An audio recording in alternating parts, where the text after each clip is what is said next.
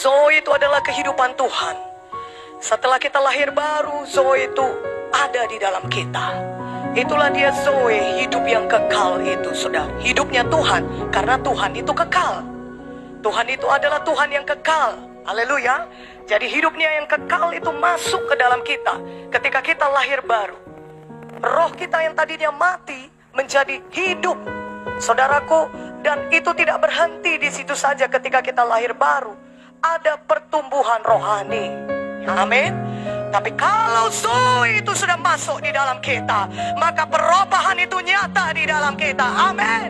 Apa yang tidak bisa kita lakukan secara manusiawi dengan kekuatan daging kita, maka ada kehidupan Tuhan yang menyanggupkan kita bisa melakukannya. Amin. Haleluya.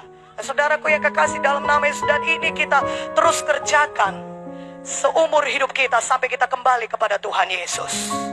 Nah, pada hari ini kita belajar apa yang mempengaruhi hidup kita.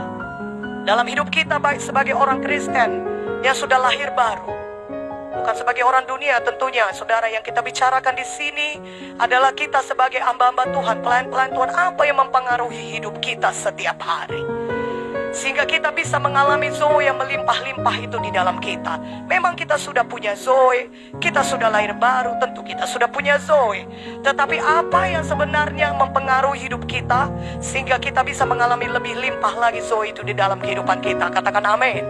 Mari kita buka dari Matius 13 ayat 33. Kita buka dari Matius 13 ayat 33, saudaraku. Dan ia menceritakan perumpamaan ini juga kepada mereka.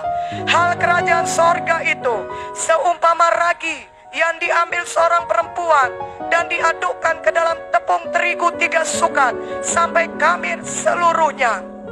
Saudaraku, hal kerajaan sorga itu seperti ragi. Bagi kita kaum ibu atau kaum wanita, kita tentunya lebih kenal ragi. Amin. Tetapi saya rasa semuanya pun kita tahu apa yang dinamakan dengan ragi. Amin. Nah, ketika kita masak kue, ada adonan kue itu, kita taruh ragi itu sedikit, saudaraku. Sedikit saja kita taruh, tidak sebanyak adonan itu. Tapi tahukah apa ke saudara yang terjadi? Adonan itu mulai menaik, dia mengembang, dia bangkit dia, saudaraku. Amin. Sehingga kalau saudara bakar, saudara panggang kue itu, maka itu jadi kue yang tidak bantat. Haleluya. Tapi jadi kue yang enak dinikmati. Karena adonannya sudah mengembang, saudara. Saudara bisa menikmati satu kue yang sangat nikmat sekali. Begitulah ragi itu. Dia satu pengaruh yang tidak kelihatan, tapi nyata hasilnya. Memang tidak kelihatan dia bagaimana dia bekerja, tapi nyata hasilnya, ada manifestasinya, kelihatan dari hidup kita. Begitu juga saudaraku, kita mesti menyadari penuh-penuh apa sih pengaruh yang sedang bekerja di dalam kehidupan kita. Tidak kelihatan pengaruh itu, tapi dia bekerja. Dan nyata hasilnya kelihatan dari hidup saudara. Dan pengaruh yang paling baik yang tidak kelihatan itu, yang harusnya bekerja dalam hidup saudara, adalah dari pengaruh yang manis dari Roh Kudus. Berikan dulu kemuliaan bagi Roh Kudus. Amin. Pengaruh dari Roh Kudus tidak kelihatan, seperti ragi dia. Tapi kalau dia mempengaruhi seluruh hidup saudara, roh, jiwa, dan tubuh saudara, maka saudara akan diubahkannya menjadi lebih seperti Yesus. Dia akan membawakan kehidupan Zoe lebih lagi bagi saudara. Lebih limpah. Bukan hanya di roh saudara pun terus bertumbuh, tetapi di jiwa saudara, dia akan bawakan. Kalau saudara membiarkan Roh Kudus menguasai hati dan pikiran saudara, yang dengan menerangkan firman Tuhan itu kepada saudara, maka saudara akan dapati Zoe kehidupan Tuhan itu lebih berkuasa lagi dalam pikiran saudara. Dan kalau kita undang Roh Kudus, kita minta kepada dia, maka dia pasti akan datang.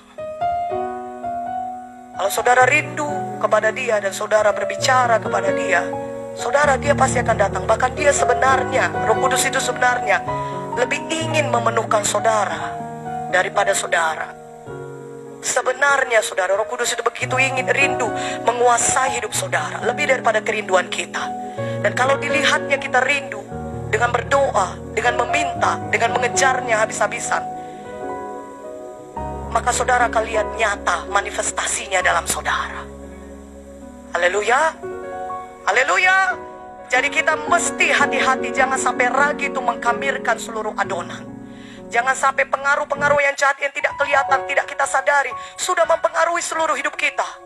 Dan menghentikan kita dari mengerjakan pekerjaan Tuhan dan kehendak Tuhan. Menghentikan kita dari tidak lagi mengikuti kebenaran Tuhan. Ya, kita tidak sadari itu, tapi sudah mulai bekerja dia, bekerja. Dikamirkannya seluruh adonan. Maka kita harus betul-betul menjaga hidup kita, mengejar, meminta, berdoa, supaya Roh Kudus yang mempengaruhi kita setiap saat. Sehingga zoe kehidupan Tuhan itu semakin limpah dalam hidup kita. Pikiran kita, ucapan kita, hati kita, dan roh kita. Haleluya. Haleluya.